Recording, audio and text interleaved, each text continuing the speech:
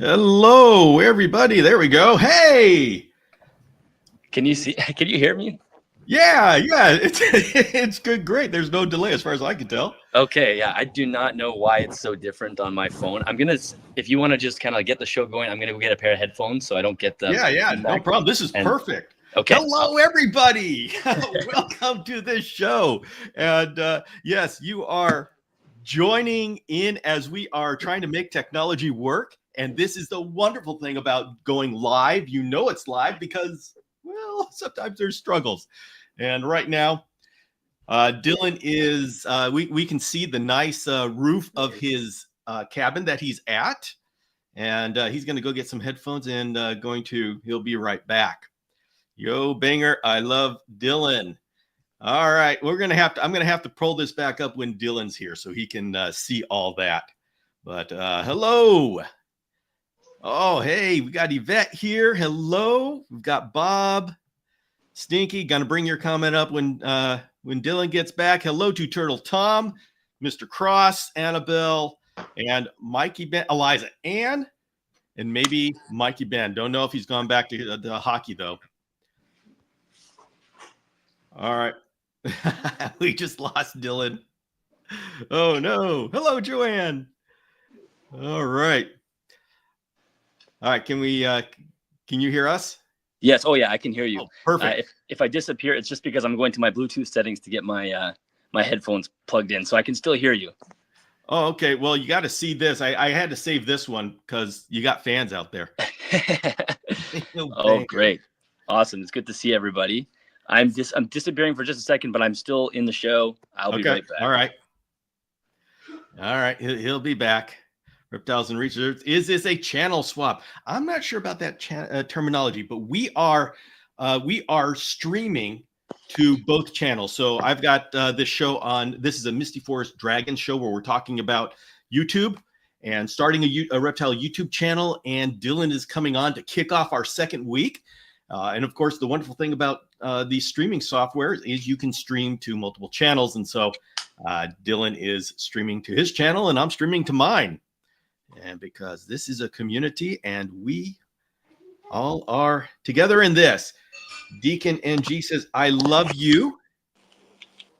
Not sure if that's if you're loving me or Dillon, but all right. Well, Dillon, there's good. an I love you. That may be for you. I don't know. I'll take it. Can you hear me? You'll take that. All right. Dillon, I love your channel. Learned so much. Thank you. Thank you, guys. And Reptiles and Research. Oh, there he is. He's asking if this is a channel swap. And it's a collab. Yeah, it's a collab. And I actually didn't realize that you could cross stream onto like with a guest, you know, that I'm streaming this on my channel as well. So that's pretty cool. Yeah. So, all right. Well, we are, for those of you on the Misty Forest Dragons channel, we are in the middle of November Madness, where we're doing an entire month all about starting your own reptile YouTube channel. And every weekday, there's another episode that talks about an aspect of starting your YouTube channel. And so you're getting a 20 episode tutorial through the month of November. And every Sunday, we kick off the new week with an interview with a prominent reptile YouTuber. And this week, it's Dillon Perron of the Animals at Home podcast. So, thank you so much for having me, Bill. You're the king of great ideas. You're always doing these things, and I'm always happy to be a part of it. So thank you for having me. Oh, this has been a blast. I got to tell you, doing a long form episode a day, it's a rush. I can only imagine. Oh boy, it's a lot of fun. And so every day is a tutorial of a certain subject. Last week was about just starting a YouTube channel, figuring out how to put one together. This week, it's all about releasing your first video. And my wonderful wife, Yvette, Misty Mountain Fans, has been wanting to start her Misty Mountain Fans YouTube channel. She does a bunch of shorts, but wanted to start the long form. And so she's following along. And so in the middle of every episode, I call it halftime, we bring her on and ask, how's it going? And so this is all in real time. And I love it. I love it. So she launched her first long form video yesterday. And so we'll get I'll interview her this afternoon for tomorrow's halftime. So Perfect. Cool. That's great. yeah. So let's just going in and check in the chat to make sure I keep up on things, because when I start talking, I get behind in the chat. So. All right. So Dillon, let's just kick off this session here. But first of all, I'm going to ask Dillon a question about him starting YouTube. But everybody in the audience, this is a chance for you to ask either Dillon or me about starting YouTube. Any of those questions that you have about starting off. Mikey Ben has got a question. We're going to get to his first. But then please put it in the chat. While we're having this little bit of conversation, put your questions in the chat. This isn't meant to be an interview between me and Dillon. This is making us available to talk about you starting a channel and what questions you may have. So with that, Dillon, this week is all about starting your launching your first episode. So can you reach back into the mists of time and bring us back to when you started your first episode, and how was that experience? Yeah, so that would have been 7 years ago, because I started in 2017, and my first 8 months or 9 months of the YouTube channel had nothing to do with the podcast. It was just videos. I was doing some DIY type things and making stuff for my snakes and whatnot. And it was just one of those things that I did on a whim. I did a couple, like I said, DIY enclosure videos and decided to throw them up on YouTube. But I was pretty nervous about it, and also I never told anybody. I think my wife was the only person in my family that knew for probably a year that I was doing this, so it was like my own little secret. But yeah, I do not watch those videos, obviously, because the quality and everything is so bad. But yeah, that's when I started, about 2017, and it's been fun since then. Why did you start? At the time, I was really just looking for something to do. Like I've for people that listen to the podcast, they probably have heard me tell this story before, but I swam. My whole life was focused on competitive swimming. That's still my day job. I coach at the university where I live. And in 2016 is when I retired from the sport. So by the summer of 2017, I was really itching. I needed something to do. You basically needing to replace 25 hours a week of training time with something. I was just fiddling. And so I started with this blog, animalsathome.ca. I was just writing some articles. And then that's what led into the videos. I'm like, if I'm going to write some articles, then maybe I could make a video or two. At the time, this was kind of the crest of PetTube. For those that you would remember PetTube, we have lots of these channels kind of blowing up of just mostly younger kids with lots of pets in their basement, essentially, feeding animal videos and whatnot. And so I was like, I'm going to do it. And fairly introverted person, but I just went out and just pulled the trigger without talking myself out of it. And yeah, that's why I started. Okay. Well, Mikey, we are going to get to that question, but I want to bring up this one. What are some of the drawbacks you were not thinking of when you started your channel? What did you discover? That's a good question. It's very time consuming. It's a lot of work. So you don't really think of that part of it, because the thing is, and I'm sure we'll talk about this, or if you don't talk about it today, it'll be something that Bill talks about through the month. It's just, it is if you want it to be successful, you have to dedicate a ton of time, and there's a little bit of money, but mostly it's time.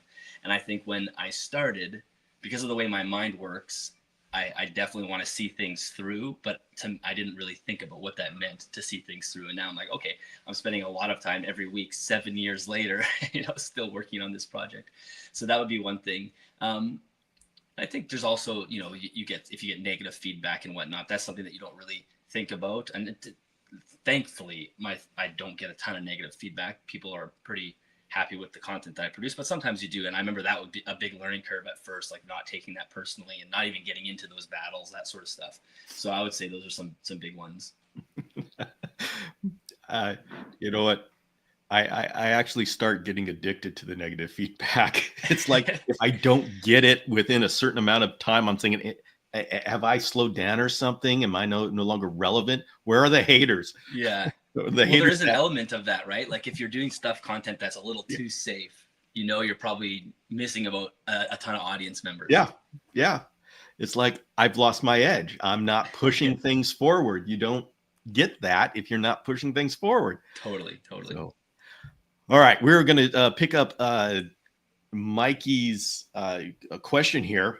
Thoughts about creator stress, burnout, coming up with new content to retain viewers. First, I don't know what hockey game he's watching because the Jets played yesterday. So, Mikey, I don't know what teams are cheering for. It makes no sense. But as far as creator burnout, that's a good question. I mean, it definitely happens. And the way that it happens is when you don't see results, because there's this you can work very hard on a stretch of videos and you may not see results. And many times that's what happens. And it doesn't mean you won't see results eventually with that work, but you don't get that immediate feedback of it being good. So you can burn yourself out so quickly doing that because you're like, wow, I just spent like so much time, so much energy doing this. And, I didn't really get much for it. And if you do that too often in a row, you really will start to burn out. So two things. One, I really built the habit of not relying on the results and just going back to process. This is the process. And it's the same skills I picked up as an athlete, right? You don't necessarily achieve your goal right away. You go back to process. What's the process? The process is finding good guests, structuring good episodes, trying to do the best I can on the thumbnail and the title, and recording the best episode I can, right? Being prepared for having a really good conversation with somebody. And I know there's episodes that I put out that should have done better because the conversation is good and they just don't. And you don't dwell on that. You go, maybe one day it will take off, maybe not, but you just move to the next one. So that's one thing. The second thing is too, like, how do you, the worry of not having new content, that used to be a big thing for me. You almost hesitate to create new content because let's just say you have this great idea. It's like, I'm going to make this amazing video. For me, my first thought is, if I make that amazing video, what's my next amazing video going to be? And that can be a problem, right? Because you stop yourself from doing the first video because you're like, I'm going to need to have an amazing follow-up. You don't need to, because the next video will come to you at some point. So just work on the idea, get the video out, and then another idea will eventually come to you. It doesn't need to be every single Tuesday at 9 a.m. type thing. And Mikey, I'll say, this is where having a focus on what your purpose is. For those who've been following this series, the second episode in this series was all about purpose and promise, and that the purpose is, what is it you're getting out of this, this effort that you're putting in?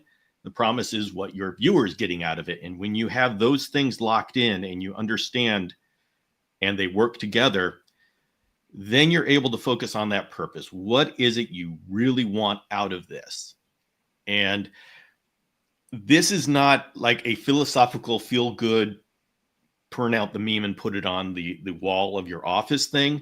This is literally survival, because if you need that focus to get through the times where there's no encouragement, shall we say, from YouTube giving you those views and subscribers and all those, call them digital candies that keep you going. Mm-hmm. And to keep going, you need to have a North Star that you're going towards, or else creator burnout is so easy. And I'll bring it from a personal perspective. I love doing crazy ideas that are not in the normal way of doing things. I just love I love jumping on top of the box. And like earlier this year on my Chameleon Academy channel, I, for various reasons, wanted to prove myself that I could do videos. And so I did a daily vlog, and I did it for 52 episodes.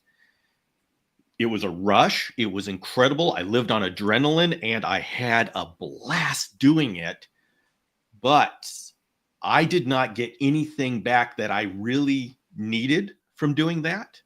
There was no jump in subscribers other than the normal amount. There was no jump in views any more than just, okay, you did another video and you got the same amount of views. And so there really wasn't any I would call it reward or return on that investment, because when I was doing that, I wasn't doing anything else. And so there not being a return on the investment and realizing this is not, if I'm not getting anything to support my channel from this, it's not really doing anything for my community other than burning them out. Because I did premieres and everybody got up at 5 a.m. in the morning to be a part of these premieres. It was incredible.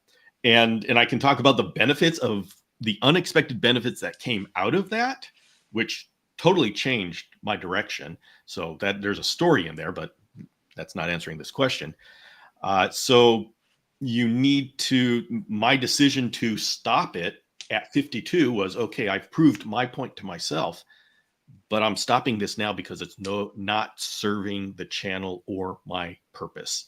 So, you know, it helps. Instead of getting despondent, I said, okay, I'm going to change course.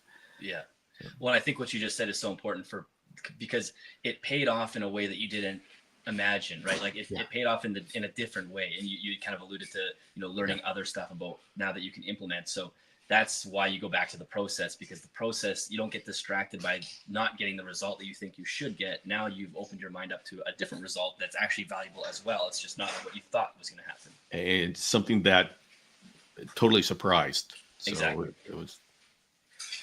So, Dillon, do you edit on mobile? No. I mean, I guess if I was to do like maybe a reel, no, I don't do any editing mobile. So Liam, who's in here, or he was in here, Reptiles and Research, he edits the podcast for me. So he does all the actual, like the real meat and potatoes of the editing for the show. I do edit all the reels and the shorts, but I do that all on Adobe Premiere. I don't even know how Gen Z does this on their fingers with their phone. It just drives me nuts to be able to do that. So whoever can do that, more power to you. But no, I don't do that. Yeah, I've been using CapCut and trying to use it on iPad, just so I can answer a question like that. But it is miserable. Yeah, it really is. I feel so claustrophobic when I do it. I just like it makes my skin crawl. I don't know why, but some people are super fast and they're good at it. Well, it's one thing about doing short form video. It works really well for that because short form video is optimized for doing this quick stuff. But when we're talking about long form videos on mobile, that's a lot of computing power. It's a lot of crushing features into a real small screen. So it can be done. CapCut is one that I've been working with, and it is functional. But it will be a skill to be able to use that app. Totally. Yeah. So here's a unique way to start your journey. Just be interviewed by Dillon. That's right. I try to convince people to start channels as well. Yeah, Liam. Yeah, that's right. Liam's first episode with me, he didn't really have a YouTube channel, and then we convinced him to do it, and the rest is history. Annabelle's asking, what was the biggest learning curve? Content ideas, editing, equipment setup. I would say, okay, and Bill, you'd be able to relate to this, is the editing audio was a big learning curve for me, especially early on, because I came into the podcast space without having any knowledge of audio at all. And I quickly, and as soon as I started looking at it, I realized how little I knew. And then you're spending time like listening to your voice over and over, and you become like ear blind. Or like deaf to your own. It's a very strange thing. You can't tell, like, does this sound good or does this sound absolutely horrible? Like you almost destroy your ears in a weird way. That was a big learning curve, which took me even a few years to figure out. Like if you go back to my early episodes, I cannot stand the way my audio sounds. And now I'm very happy with it because I figured out how to do it. So that's probably one of the bigger ones. And just interviewing people too. Like, I think this was before maybe this went live, but Bill was talking about the free flow of my show. That's become a skill as well, like learning how to talk with people and getting the best stories out of them, and also being comfortable asking sometimes uncomfortable questions. That's a learning curve as well. Okay. On my side, there's been so much to learn. I think the biggest challenge for me was being able to talk to the camera. Mm-hmm. I started with podcasting, still love podcasting. And if YouTube ever goes down, I'm going back to my first love. But uh, I had to learn how to speak to the camera, and I can't read while I'm on camera because you can see my eyes going back and forth. I know there's these teleprompters and all this kind of stuff, but that's a skill in itself. And so that was my biggest challenge. Now, my second biggest challenge is backgrounds. I am not yet happy with any of my backgrounds, and so that's still a challenge that I'm working on. Yeah. But I think Annabelle, I think the biggest thing for me that stopped me from being on YouTube and starting my YouTube channel, everything else is just growth. It's just, okay, I don't like my backdrop, but it's fine. And if I didn't mention it, nobody notice anything's wrong. But me as an artist, I want it to look better. I want my storytelling to be better. So all these things are things that you just grow after you start. But if there's one thing that stopped me from really dedicating to the YouTube channel, it was being able to talk naturally to the camera. Yeah, that's a skill for sure. Yeah. And by the way, if you guys haven't heard this story, the way I got over that was I just took out my Instagram app and I hit go live. And that was 3 years ago. And I have gone live twice a week for the last 3 years. And boy, it works. It works when you are forced to carry a conversation, especially when no one's in the room, for a complete hour. That's it's a really hard thing to do when you're just trying to read comments and have conversations with people who are typing. I can't even do that. So, oh, by the way, got to. I noticed. Home. Thank you so much for repping the merch. That's right. And let's see, Amy's Reptiles. What's up, Dillon? Didn't know you guys were doing these episodes. It's pretty cool. Glad I'm catching this. Currently have a reptile channel, 560 subscribers so far. Any advice helps. Well, congrats on having the channel at 500 subs. Is actually that's a really solid number. Yeah, it takes a long time to kind of get to the point where you can get into the hundreds, and the next, obviously the big hurdle for you will be 1,000, and you'll be there in no time for sure.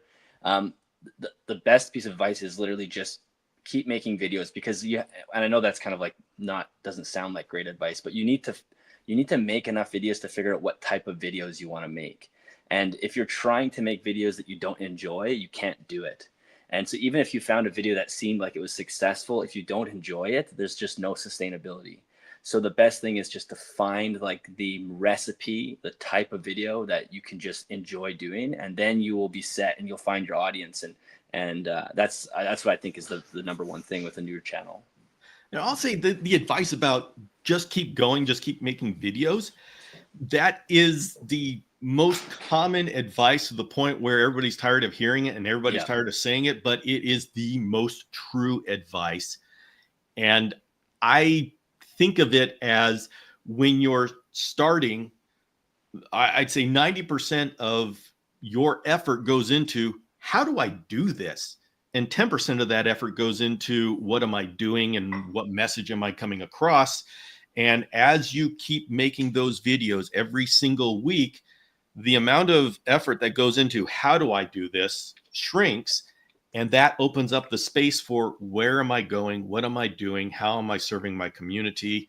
What do I want to accomplish here? And so the more, just the volume of videos that goes out helps you increase your, I'd say, the what's important about your channel, instead of just how to make it happen.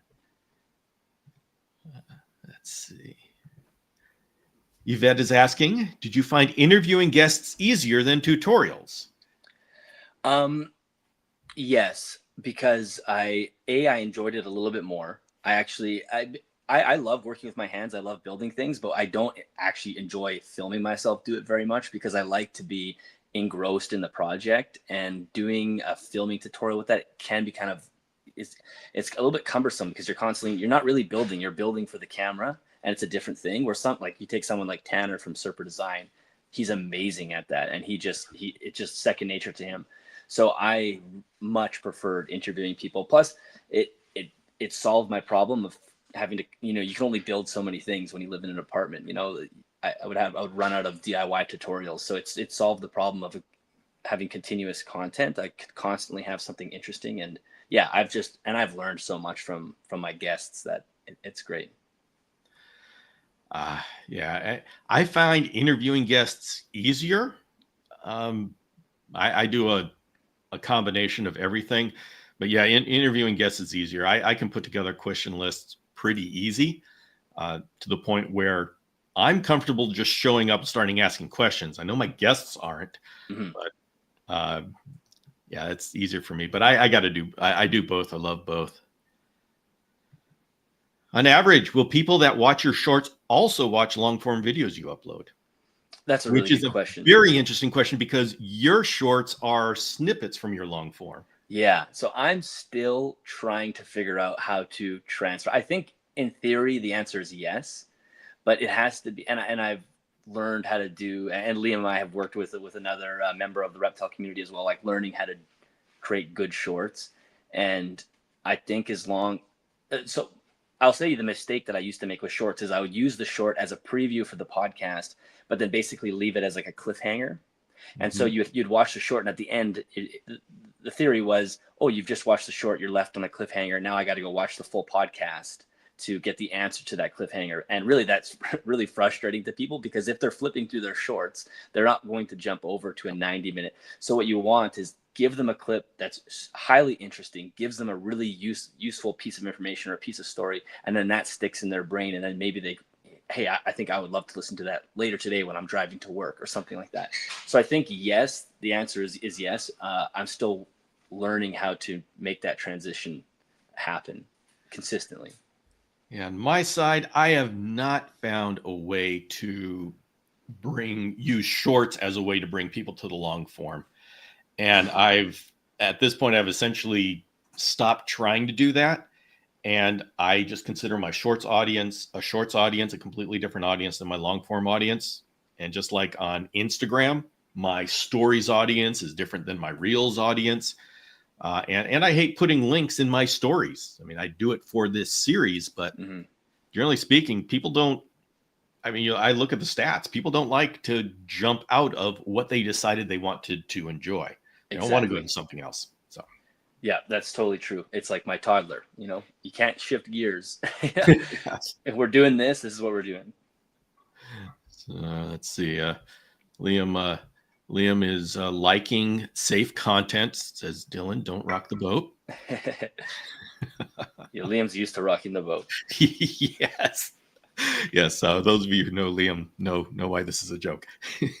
And poor Yvette is a total introvert too. Yeah, that's awesome. Gonna try to follow this series and upload more. Excellent. I think that is the thing is when you create content, you are verbalizing, you're taking what's in your head and you're making it real when you try to put it into words. And that's how you share experiences, and that's how the community grows. Yeah, exactly. All right, now we've got a movement going on. See, there we go. Awesome. Got introverts putting together. The quietest house party we could have. When trying to build an audience, would it be easier to try and follow trends or attempt to be more original? These are really good questions. People are coming up with awesome questions. I think it can be useful to follow a trend, but it can also be super gimmicky. And I think that's where you have to be careful is it, especially in the reptile world, especially lately, it seems like we've had some like larger stories that have broken, whatever they are, just different things. And people make a video on them, but they're not really adding anything to it. So it just, I don't know how that might make a video on your channel do really well, but I don't know how well it would translate to your growth as a creator. You'll see that all the time. You'll find a video that has like 10 million views, and then the channel maybe has like 30,000 subscribers that they got off that video, and every video they now put out has like 800 views because that viral video doesn't really have any relationship to the content they create. So I think you have to be careful with that. Can you kind of like I'm sort of working on a video right now, or a concept of a video that I think will be topical. Maybe I won't even say what it is yet because I want to make sure I'm actually going to do it first. But it will be sort of following a trend, but I'm going to spend a ton of time doing it. I'm going to put my own spin on it and make sure that the content is really originally like my thoughts. And I think if you can do that, it's fine to use trends because it's just going to bring people to your channel. And see, I'll say it's a good idea to take audience and break it up into two buckets. There's subscribers and there's your community. And subscribers are the metric that you get on YouTube, and that's what everybody judges your channel on. That's how big your channel is. And so that number is important. It's not I know we call it a vanity metric, but it's how you're judged. It gets your foot in a lot of doors. And then there's community, and these are the people that are really dedicated to what you're talking about. It's not like they gave you a subscribe as a thank you for making them laugh and they'll never come back again. These are the people who really believe in what you're doing. So trends can easily bring in people, and so they take a look at what you're doing, but then you've got to somehow make them part of your community and make them stay. And that's okay. The long form content, that's the substantial stuff that you make. And so I would say decide what's important for your channel, because everybody's purpose is different. And if you're going to follow trends, make sure you do it in a way so all of those, say you hit it viral, make sure all those people who come in will want to consume your long form content. And so I guess that's great. You just put a period on that. Mm-hmm. Let's see. I edit on my phone. CapCut is a good choice. Stinky, you edit long form video on your phone? It looks like Brad Bioactive as well does that. All right. Yeah. And sorry, everybody, we are, I am, as per usual, way behind in the chat. So we'll get to your stuff, but we're going to give good answers. Editing is frustrating. Yes. Learning editing is miserable. My daughter edits her dog videos on the phone. Excellent. Eliza Ann's learning from her daughter. Yeah. Hey, Nate. I was recently set on fire, and editing on CapCut was still more painful. Yeah, that's probably true. I mean, he definitely was set on fire. So, wow. Excellent. Q question. Do you think YouTube will better the algorithm to promote live streams? Well, I don't know if anybody else has noticed this, but I've noticed when I'm flipping through shorts, I end up on live stream shorts. Like it's in the portrait mode and it's somebody live streaming. It's very weird. I don't know what it is. And quite often I have like 200 or 300 people viewing it. So it's not like it's a crazy, like millions where it's like it would make sense for it to get pumped into the algorithm on like on the homepage or something. So I think YouTube is starting to play with live streaming a little bit more. Yeah, I will say on my live streams, I do 2 a week, and I don't get any bump for it. It strengthens my community and deepens my community, but the growth is glacial. Yeah. And in fact, anybody, I actually lose subscribers when I do my live streams. So, which it shouldn't be that way. I mean, who really says, wow, there's a live stream, I'm going to unsubscribe this channel? I mean, what the heck's up with that?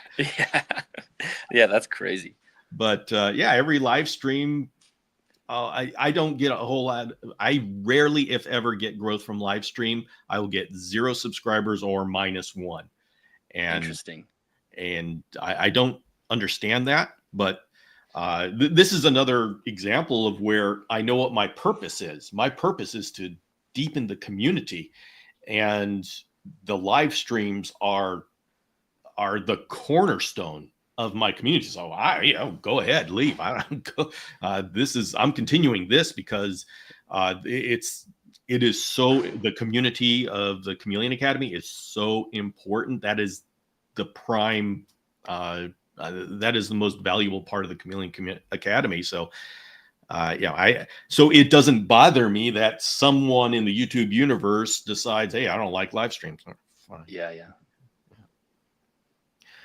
Let's see. Uh-oh. Eliza tried editing. So, so going to start with shorts. Feels less overwhelming. That is true. I'm going to try to speed up here. See if I can catch up on the chats. With a little, yes, you are absolutely correct. Tanner is awesome. Hey, that's a good one right there. How long into the future are your episodes planned out and recorded? Oh, that's a good question. It really depends. I tend to go through waves where I find like I'll bulk like 4 or 5, maybe 6 episodes over a 3 to 4 week span of recording. So that means I'll be averaging maybe 2 a week type thing I'm recording. And typically we're getting them out between 7 and 10 days. So I probably have 2 or 3 episodes in the bank that are already recorded that people won't hear till the end of the month or even early December. So sometimes it can be as much as a month or even 6 weeks, and sometimes it's only 2 weeks before an episode comes out. But it's never like I record an episode and it's out the next day. It takes a bit of time to get it out. Yeah, that sounds very responsible, and follow Dillon's lead.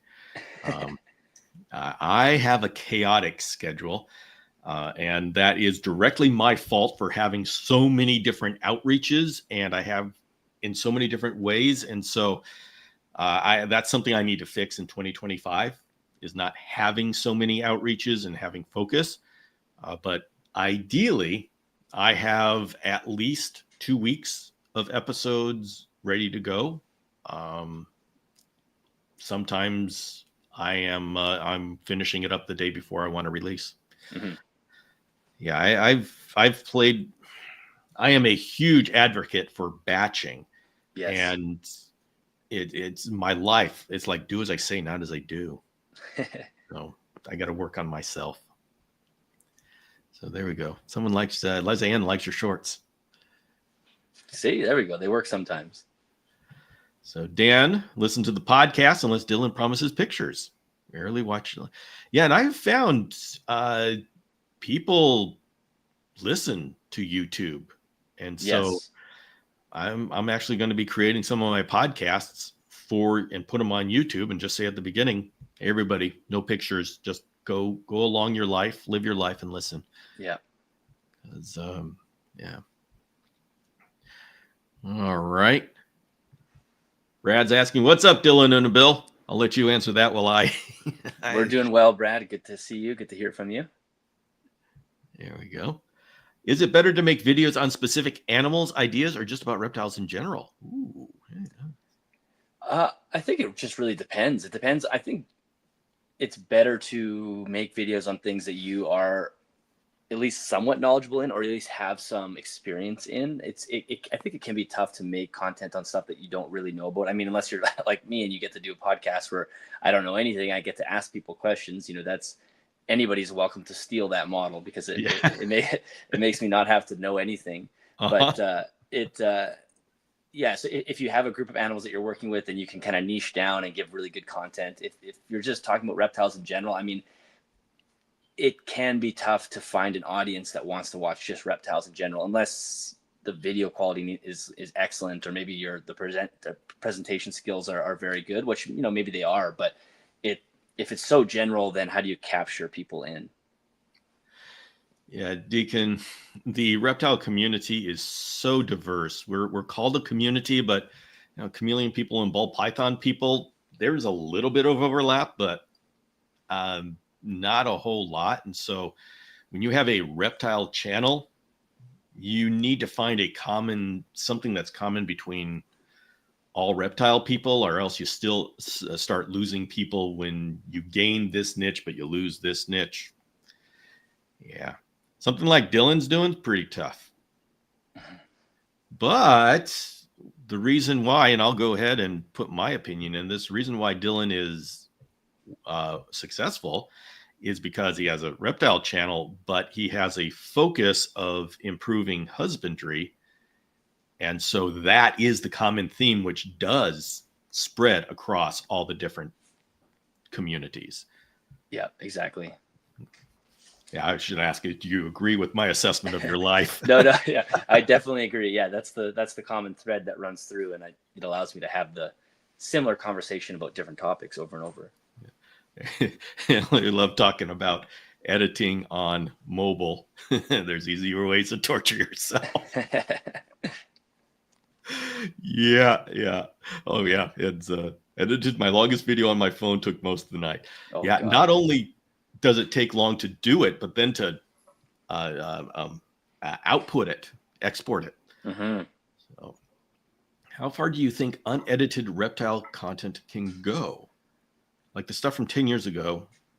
Types. Okay, I'm not sure I understand. Do you understand what unedited reptile content means? Does he just, or this person, maybe they mean like just kind of that old school reptile YouTube where it's like a guy with his weird video camera and just, cut like zero editing, just presses record and then presses stop. I mean, some of that stuff, it's been on there for so long, but I don't know. It's hard to say. I would say if you can do it in an entertaining manner, you can start a new trend. And that's all it takes. Everybody loves something different. But you just have to, it has to be entertaining in some way or eye-catching, mind-catching in some way, or else, yeah, it's just going to be like all the other stuff on YouTube. Yeah. Portrait mode live streams are being pushed by YouTube. Okay. Okay, that answers my question. Yeah. Okay. I have found vertical live streams to be a great way of getting subscribers. Okay, then. Well, maybe I ought to try. I'm gonna make fruit fly cultures this evening. Maybe I'll try a vertical live stream. Why not? If you are not passionate about making videos, but you want to share information about reptiles that you have learned, would YouTube be a good idea? Well, the video it's got to be hard for you. It's going to become very tedious, I think. But I just asked, you want to share information. Well, what are you good at? If you're good at speaking, podcasts, if you're good at writing, there's blogs, and Google's algorithm will send you across the internet. If you're good like video, well, here we are. There's different outlets that you can use. So what are you passionate about? What do you like? And just go with that. If you don't like video, YouTube's not going to be a real good place to be. And I guess it depends on how you define video. Like, you don't have to be in front of the camera. You can do videos that's behind the scenes or showing kind of, maybe not just PowerPoint, but things like that, where you're showing text and B-roll, that sort of thing. That could work. That definitely does work. I mean, there's tons of channels out there that are no face. So what I'm hearing is Dillon's going to get -1 subs. Yeah, sorry about that, Dillon. I'll update everybody later. Okay, let's go. All right. Struggling with camera shots. Tried a few videos. When I watched them, they looked like garbage. I'm better at taking pictures. How do you get good at being on camera, Dillon? I guess it depends on what they look like garbage. So usually the biggest thing with making the footage look good is lighting, and I think that's typically what people don't know how to do.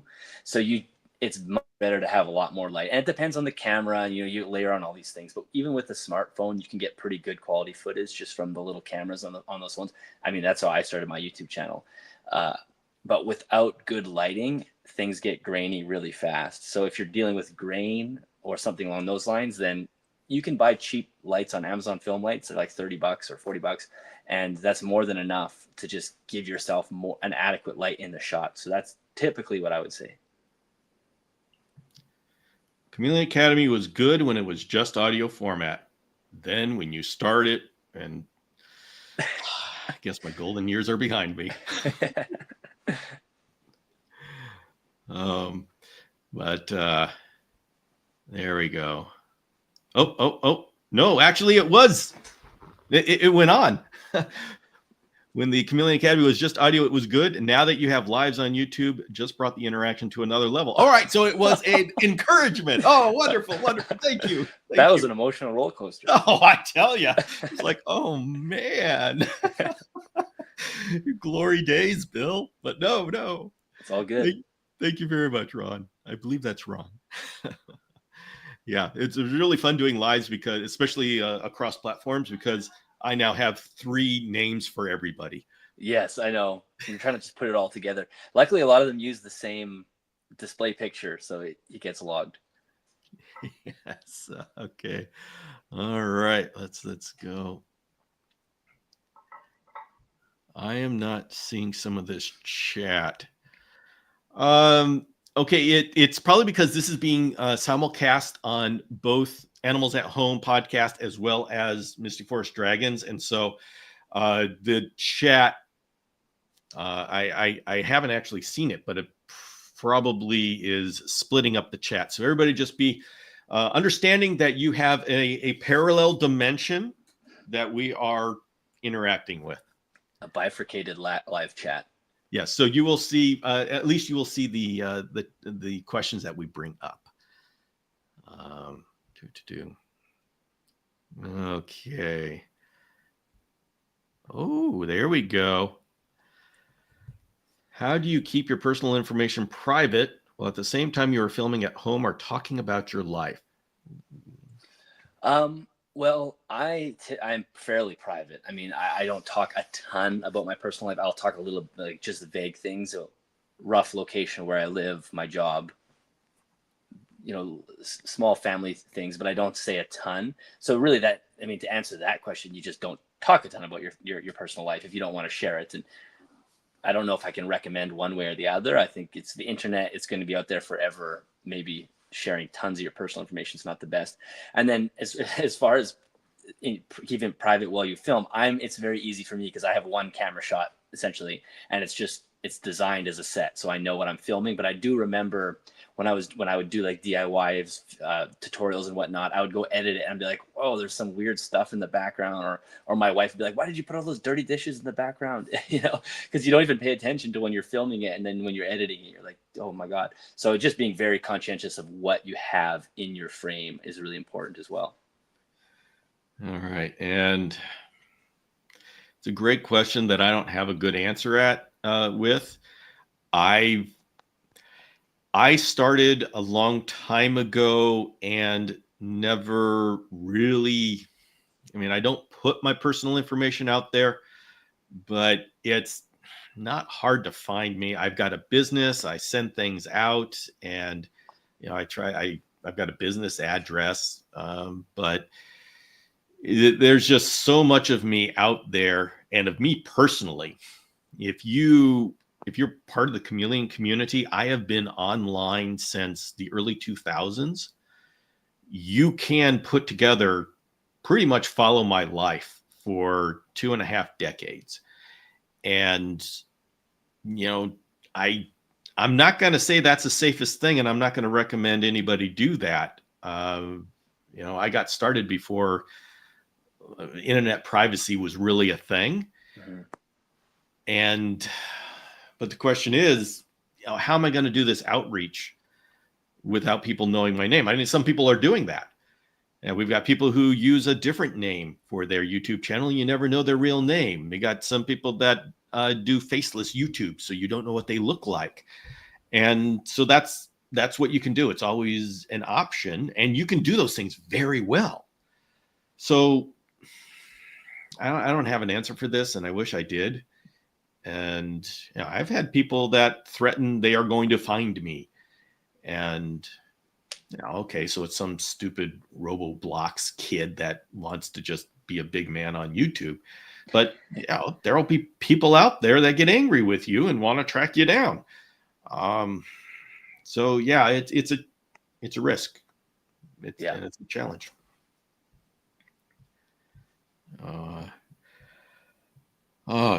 So Dillon, what was something that was Is there something that kept you from starting YouTube? Just pure embarrassment. Like, that's simply as it was. I was embarrassed at the concept of it. I was embarrassed at telling people I put videos on YouTube. I was embarrassed of people who I didn't know seeing me on YouTube. And the best advice, other than, we said, just like just keep putting out videos. One of the best things you can do is literally just realize that nobody cares for the most part, especially when you're starting. It's the people that care are the ones that are going to find you and actually like your content. The people that don't like your content really don't care. And I remember, like I said earlier in this conversation, I didn't tell anybody about my YouTube channel in my life until probably a full year or more into it. I'd already released like 10 or 15 episodes of the podcast. Like, that's how subconscious I was about it. And then I told them, and it's like, they don't care. Just don't care. Like, they just don't care. Like, they're like, oh, that's cool, like, that's interesting. And sometimes they say they'll pretend that they're going to listen to it, but but it's just, then you realize it just doesn't matter. Like, if you're interested in doing it, just go do it.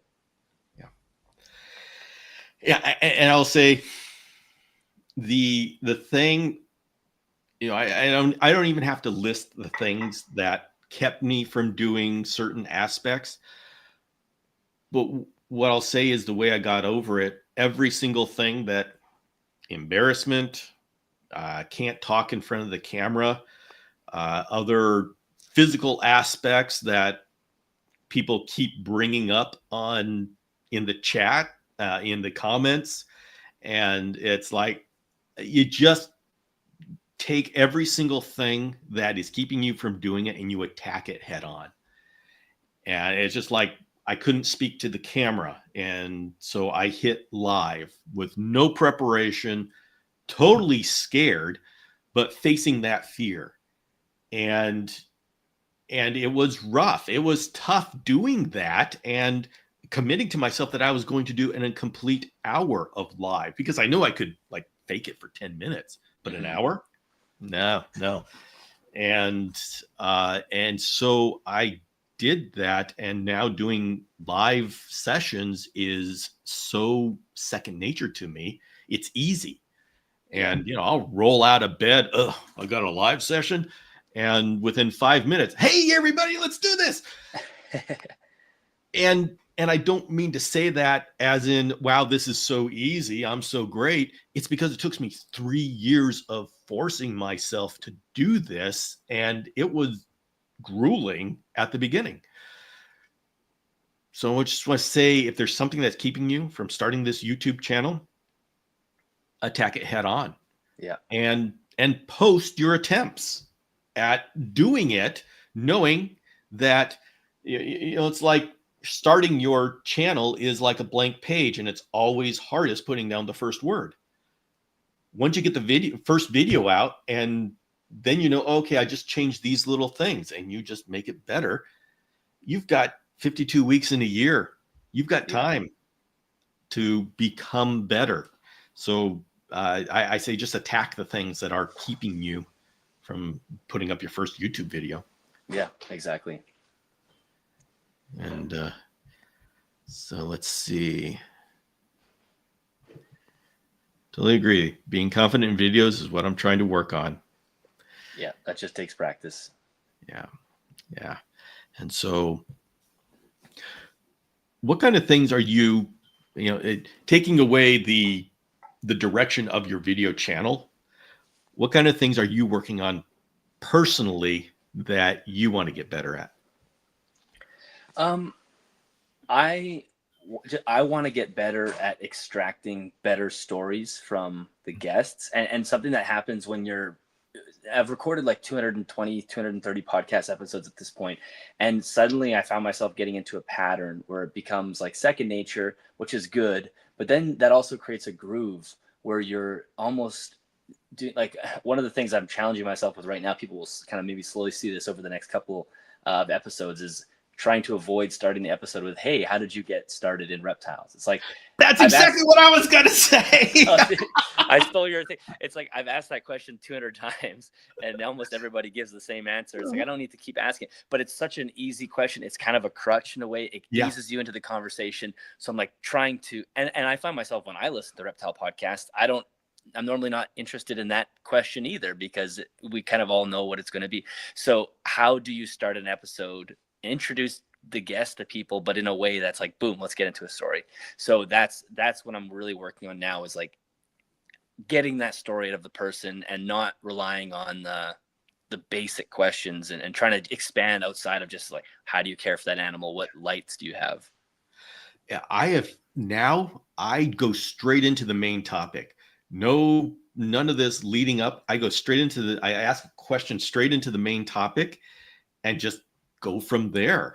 And Yeah. oh, it's so much more um, fulfilling. And it's like, okay, we're just getting straight to why people came here in the first place. Yeah, yeah. Because the previous thinking would be, okay, I want this episode to be hit that 60 minutes. I should use up 15 minutes giving a background. I don't want the episode to be over before it starts by kind of getting to the meat and potato. But no, you can start with the headline and then get into that stuff later, and it's almost Yeah. better. If it's relevant, you get into it later. Exactly. But let's see. Ooh, you work with AI, or are you planning to? I don't work with AI, and I barely know what it means. I know what it is, obviously, and my wife sometimes says, "Hey, I looked this up on ChatGPT and it told me this," but I've not used AI. I haven't really used it for any like artwork or thumbnails or anything. I was at one point kind of using it for titles, but I think it was leading me astray a little bit. So yeah, I haven't done too much with it. I will say, Jenny, AI is an incredibly powerful tool, but you need to develop skills in how to use it. Mm-hmm. And I've been using AI quite a bit, but it isn't to the point where I can actually make content from it. I can use it to help me find information, but I always have to recheck it because I've caught it a couple of more than a couple of times. I'm constantly checking it and I'm correcting it, and it says, "Oh, I'm sorry, you're right." Yeah, I'm right. How come you're not right? Yeah, computer genius. Yeah, man. I asked you about reptile hookworms, and you talked to me about human hookworms. Don't do that. I'm going to catch you on it. Difference, dude. So I think AI is right now at this point, it's going to get better. And this is going to be a conversation we continually have. I've had it do a podcast episode for me, and I had to just toss it all away because it just wasn't good enough. Or I wasn't good enough giving it enough of a prompt. Yeah. But I gave it a whole page of prompts and I said, okay, do this in my voice. And it's just not to the point where I can make content using its script, even if I feed it. Yes. I find it's very helpful for me to get me started as far as YouTube channels, titles, because the video titles are a weakness of mine. Making it a hook, I don't have it in me to sensationalize things, and so I say, ChatGPT, please sensationalize this. Yeah. And it'll give me something because it has no problem sensationalizing things, and it gives me something to work. I say, give me 10 options for this, and it gives me something to work with. Yeah. But it's going to get better, and I mean, you look on YouTube and you can see the AI generated videos, and you say, "Oh gosh!" But yeah, there's tons of those, and some people are saying the AI used for captions, and that's 100% true. I mean, that's one thing that it's very good at. Any of those auto caption, especially for shorts and reels, like that's one area I use AI. I guess it's AI. I use it all the time. Yeah. Oh yeah. Transcripts. Oh, that's gosh. That's huge. Nice. Yeah. And that's gotten so much better over the last, even just a couple of years. I'm like, damn, how did it know that word? Like it's a mumbled word or even a Latin word, and boom, there it is. Yeah. So it's a powerful tool, and it's going to get more powerful. How do you guys prioritize projects with so many ideas and topics? Oh my goodness. This is a great question. Yeah. This will be more of a question for Bill, I bet, because he's got a million irons in the fire, where I'm pretty clinical with mine. It's the podcast. I put it out as many as every 7 to 10 days or 7 to 14 days. And I'm not doing many other things. It's just looking for guests. So it's a pattern. I look for guests. I connect with them. I book a time. We do it. get the files uploaded to Liam to edit. So it becomes like a system where I'm not doing a million different things.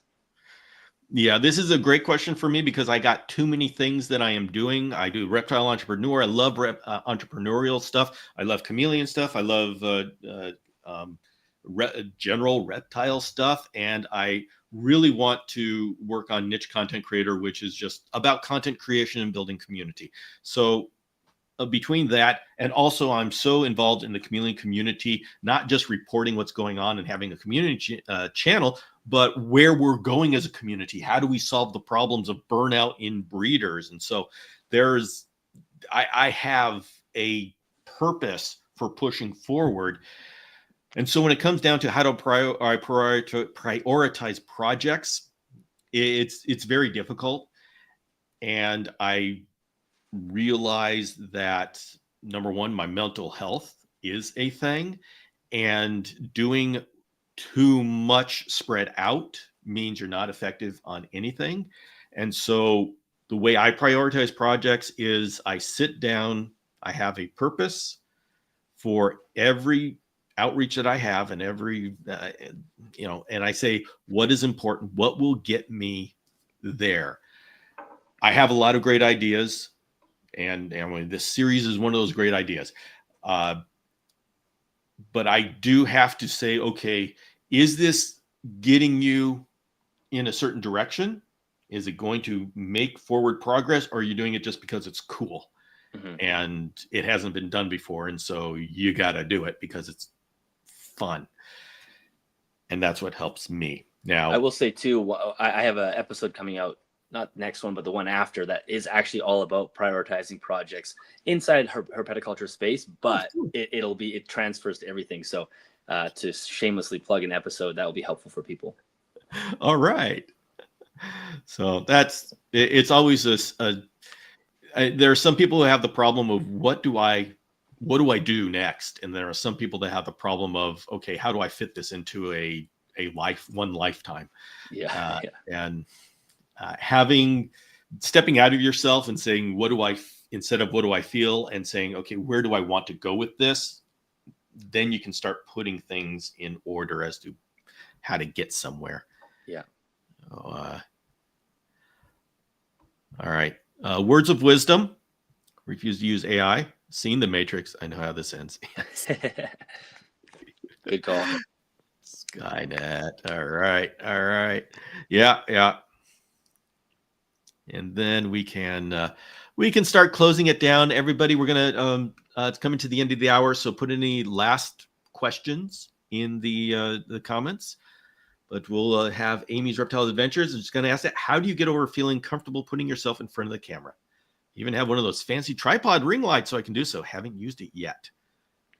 Yeah, it's just, honestly, you just have to do it. And it kind of goes back to the piece of advice I gave before. Most people just won't care, even though it's like all you can think about is yourself on the camera. Like, you'll look great on camera. People will just think that it's just for people watching your videos and you appearing on the camera, it's just totally the normal expectation. That's what they expect to see. Where from your point of view, you're like, oh my God, I'm putting myself out there for everybody to see. So there's that's the juxtaposition where the viewer just doesn't think anything of it and you think everything of it. So it's just about getting out there, and the more you do, the easier it gets. Yeah, I will. Actually, Friday's episode was all about doing this. I would say, and so you can go take a look at Friday's episode. Misty Forest Dragons is all about getting comfortable in front of the camera. But I'll say, talk to yourself out loud. And a lot of times people look at the camera and they freeze. And so all the thoughts inside their head just blank out, or they can't come out your mouth. And so I just talk in the car, in the shower, just talk. Me too. The car. I'm talking a lot in the car. Oh yeah, boy. I got great ideas in the car and shower. And then put your camera, your phone in front of you and talk to the camera. Hit record. You're not gonna upload this, but hit record. A lot of times you hit record, and that's when your brain goes etch a sketch. So, by the way, anybody know what an etch a sketch here is? Showing my age. That means means it blanks. Yeah. So when you know you're recording, you got that red light, that makes your brain blank. Hit that and just talk to the phone and force yourself to keep talking. You don't get the option of stopping talking. And what this does is training yourself to continue going. And like I went live. You don't have the option of saying, gosh, this is a stupid thing. You've got to be on. And so that is what I recommend to people is just get up the strength to go live. Hit that button. Nobody is going to be there to begin with until somebody is, and then you're interacting with somebody and then they go away. And so you've got to continually speak to the camera to keep the show going, because when somebody comes into the room, they need to see that there's action going on or they'll leave. And so you have that, start with 10 minutes, then go with half an hour. But that really gets you to the point where you can speak to the camera. And I know it is challenging. It is not easy. It is it took me 2 years before I could really start my YouTube channel. That was 2 years when I said, I've got to start my YouTube channel. And 2 years of my wife, Yvette, telling me, so how's that YouTube channel going? So I'm giving this advice, but I can tell you, I know how hard it is. And it's one of those things, you just jump in the deep end, you do it. And you load up that YouTube video, even though you're talking like a robot and doing your best to keep on talking. Put it up. Yeah. Put it up. The next time you're going to do better. In the future, if it really embarrasses you, you can take it down. But just the act of putting it up and making it go live, it's different than when you just are doing it in your house and not putting it live. So I just jump in the deep end. And the one thing I would add to that as well is talking points versus script. I think sometimes people tend to over script their initial videos and they're writing like word by word what they want to say. And that's where you really get the Etch-a-Sketch brain, where you like fumble over your words. So I find it a lot easier to have like talking points. They can be even printed out behind the camera or somewhere where you can see. And it's just enough for you to conversationally talk about what you're trying to say, and you have the reminders, and you can pause and edit whatever it is. But when you're trying to like recite everything word by word, that's where you get the robot situation. Yeah. I can't read off of a script, or else it's impossible. I'm either reading or else I'm going off the top of my head. It's like there's no middle ground. I can have an outline and I can say, okay, that's what I need to talk about, I think, and then I talk to the camera. Everybody has their own thing. If you're really good at memorizing, more power to you. That's not me. Yeah. So, okay, we have one last question here, other than Liam asking what's an Etch-a-Sketch. You really have to make me say it. How do you guys decide on guests or topics for your podcasts?